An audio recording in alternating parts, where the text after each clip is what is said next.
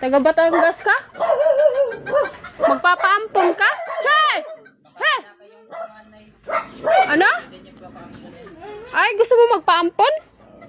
May mga anak man kami. Ah, wala. Marami kaming anak.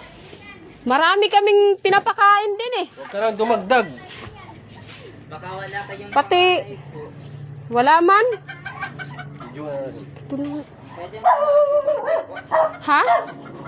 Che! pwede mo naman kayo konti.